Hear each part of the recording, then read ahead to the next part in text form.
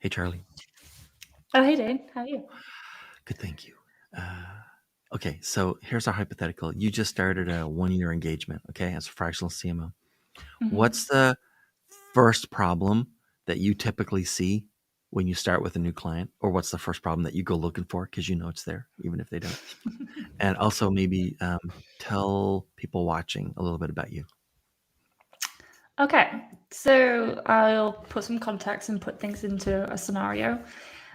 Usually, if they engage somebody in marketing, Hmm. 9 out of 10 times they want more sales. And lead acquisition, sales acquisition is a lifeline for a business to Yeah. survive another day. So let's say 12, if we've got 12-month engagement, I'd actually reduce that to 90 days Yeah. straight away, because the things that we would do over 12 months have different KPIs and different parameters. Things we've got Hmm. for 90 days, we, like you said, it's right. Where is that gap that is stopping that business from going to the next level? And usually that can be solved in the first 90 days. All right. Oh, and a little bit about me. A little bit about you, Okay, please. a little bit about me. Okay, so I've been in marketing for over 13 years, predominantly in Europe and in the UK, and helping small businesses to grow. And that is very much on the B2B spectrum. So everything from manufacturing, engineering, SaaS, professional services. That's me.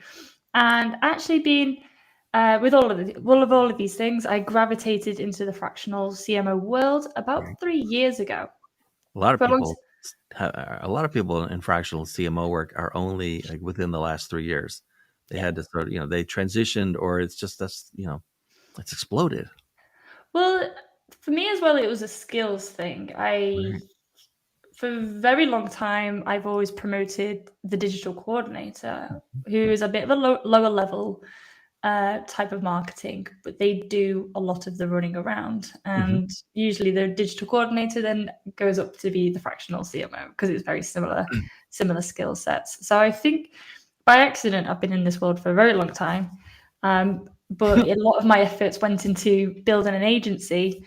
Right. And these days, now my ambitions are more on the CMO side of things.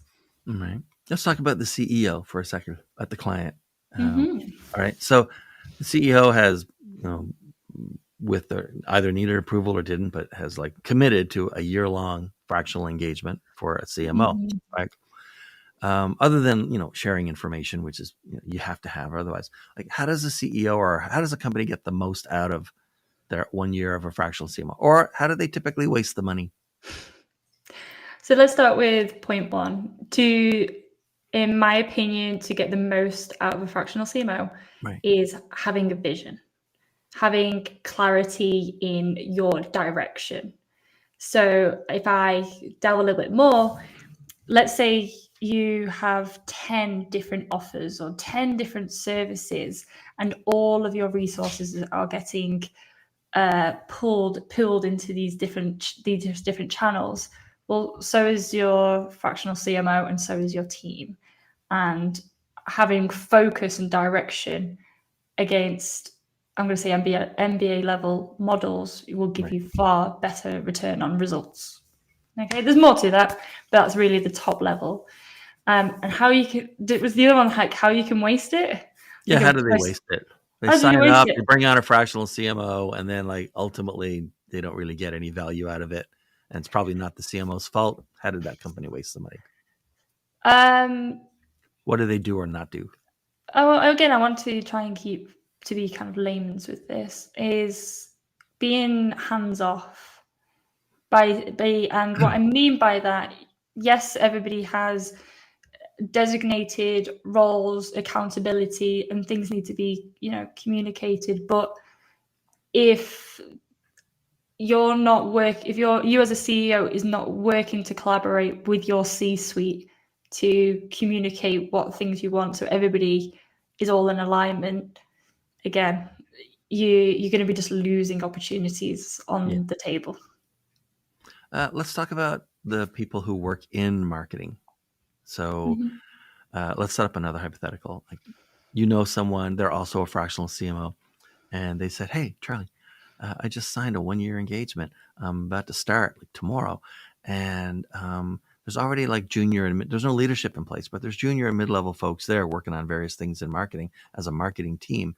Like, Mm. any advice or any warning on what I should not do in the first week when I walk into, an existing team?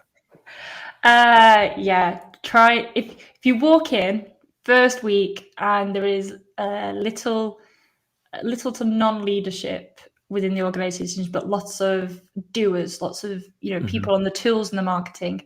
If you go in and try and change too much all in one go, that's just going to bring you more headaches Yeah. and more confusion than actually necessary. And your first week should be getting a lay of the land. It should be really understanding what strengths and weaknesses do I have in my team, what characters do I got, how is everybody communicating together, really establishing and making sure each of the team members have felt like they've been heard, because they would have had some ownership over their campaigns for the months previous Yeah. to you coming in, and you yourself are going to be a big change to the daily, what would you like to call it, daily rhythms of the workplace.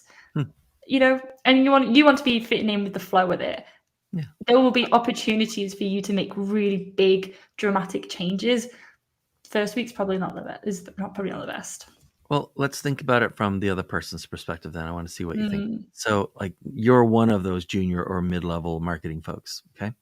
And email went out on Friday. Hey, everybody, Monday, we got a new person joining us in marketing, a fractional CMO, Charleh. And Charleh, then the typical sort of, Charlie's done this, Charlie's done that, blah, blah, blah, and Charleh will start on Monday.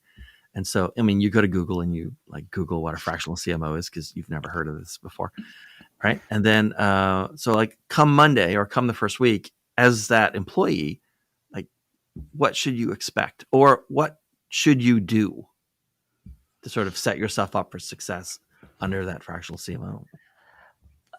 Typically, what I like to do is send out, because usually there would have been a back and forth with the CEO. Mhm. That you're coming on. For example, new email's been set up, and you know what your team is. I like to send out a nice warm message to the team to be just over communicate that, hi, I'm coming into this role because I'm going to be here to support you. I want to listen to what you have to say, and I'm here to help you elevate, as a individual in your career, but then also the company and the business. So it's almost like setting a precedence, because, like you said, they are going to be most likely apprehensive. People don't like change. Right. They don't know what my style is, or they might have had experience with somebody else that wasn't as pleasing. And I want to make sure that they as an individual, as a team, they know that I'm stepping in to create a safe environment for them, because we're in a creative world, and if you feel safe, you feel relaxed, you're going to be more creative. And if you're more creative, I'm going to get better results from you as a team. So Right. I want to make sure I set that standard from the start. Okay. Well, then let's think about you and the company. Okay. Like it's the board or the CEO or the executive leadership team. And ideally, how should the company be looking at this engagement, this fractional engagement? Is this like a sprint? We have like an end date. We might, make another end date beyond that if things work real. But like, this is a race with a finish line, or is it more of like a marathon, an ongoing thing? We're not even sure when it's going to end. But the point is that we've got Charleh working on something, every week, every month going forward. What do you think's better? I don't think this is as black as white as this is better and this is not as good. I do believe there is an element of case on case, and why I say that, it goes back to the business model. If they are a business that are looking to high growth scale in 5 years and then be sold or acquired, Right.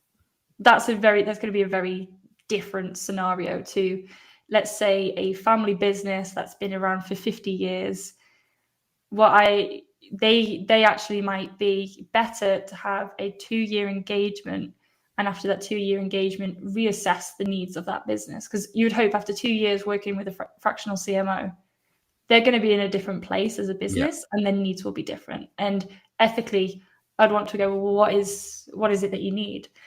And I'll say from experience, I've gone from very hands-on with the marketing team, elevated their skills, so they are far more self-serving, to work with the leaders, then to work closely with the leadership team, and now I actually end up doing a bit more like business sort of coaching or marketing coaching, and that roles change because they have changed as a business because of the work that we've done. Do you So find there's much difference in clients across countries, or the market you talk to in marketing across countries? very By the way, much I'll, so. this is I got to tell you this. This is like, so I grew up in Canada, so everyone in Canada has to learn at least some French, and I have a degree in German, and I lived in Austria for a while. So like, my German's not as good as it used to be, but of course, I write. I'm a copywriter, not a fractional CMO, so I write in English. I literally had someone ask me 2 weeks ago, when I had explained that at this point in the last 3 years, I've worked with clients on every continent except Antarctica. Okay, they said, "Wow, how many languages do you write in?" And I said, "Just English. That's all you need to know to work in every Yeah. continent in marketing is English. There's Yep. some work there." Do you find there's much difference working for in different countries, markets in different countries? Yes, yes and no. One, yes, it is all English, Yeah, that's but nice. yeah, that's nice. That is very nice. But for example, if Europe, the main European countries, it's Mhm. always American English, and Yes. then you go to the UK, it is British English, and I think that is the biggest difference. Yeah. And it depends on the industry that you're in. B2B, I don't think the disparity is that big, but as soon as you go into very conversational language, or you go into sort of more colloquialism and dialects and the nuances, that's going to things that people are going to resonate more. I think that's the biggest gap, is England, well, the UK versus America, because the slang is different, Yeah. the phrases are different, and also the style of selling is slightly different as well. That I completely agree with. Yes. Yeah, no question. All right, fair enough. Someone asked me once, I think I said this on another podcast once, or I used to work for a company out of Dublin, and in the product marketing group, someone asked me once, like, Dean, what is the difference between, American marketing and European marketing? And, why is it that all the sort of gurus and ideas and stuff seem to come out of America? And I said, well, those are two different questions. All these ideas and stuff come out of America because, as the saying in America is, the only place you can go to get away from advertising is to go to sleep. We advertise on everything, for everything. And I say, here's the difference. You can go to a supermarket in Dublin and go to the section where they have canned beans, and it'll, they use the euro, so they have cents there. And so, it'll say canned beans, 99 cents. I said, it would not be out of place to walk into a supermarket in America, go to the same part of the store, and it would say canned beans, 99 cents, exclamation mark. We can't even not try to sell the sizzle on beans. Like, we can't help ourselves. It's the most brutally competitive 24/7 marketing environment maybe ever made. And so, yeah, Yeah. I kind of understand, like, in most of the rest of the world, it's American English because they probably promoted it as American English and expanded as American English and Yeah. just, filled every crack and crevice, so to speak. No, I absolutely agree. Yeah. Even the tone is a little different. Well, And if so, you go too big, yeah, gotta be a little more I'm going to say, reserved. yeah, it's a little. I'm going to say, even again, this is the nuance. I'm going to drill it down Mhm. just to England and not the UK. So, we exclude like Ireland and things. if you go too big in the north of England with your marketing, you'll automatically switch that person off. Yeah. It's a very different style, and then you got to use slightly different psychology tricks, but it's all at the core foundations. It's still the same. We still read the same books, and we're still watching the same gurus. Mm-hmm. And I do think these nuances they're gonna emerge. I do think if we in the next 10, maybe 20 years, I don't think things will be as different as they are now. Really? All right. Yeah, you can. No, it's the I'm not disagreeing. globalization. I just never heard that before, so I'm interested. Yeah. There's too many patterns. There's too Yeah. many patterns in our media, and like you said, our writing. If the first indication is Europe has taken on an American English as the Mhm. language base, and the big gurus in marketing and advertising are typically from America. And I've been following America since I was a teenager for all my information. I'm going to start adopting, and I do adopt a lot of the skills and innovations that have come from America. Yeah. All right. Makes sense. All right, Charleh, who ideally should be contacting you, and how should they contact you? Okay. So we start with a pain point. If you're looking at your bottom line and it's not where you want it to be, that's usually a good start.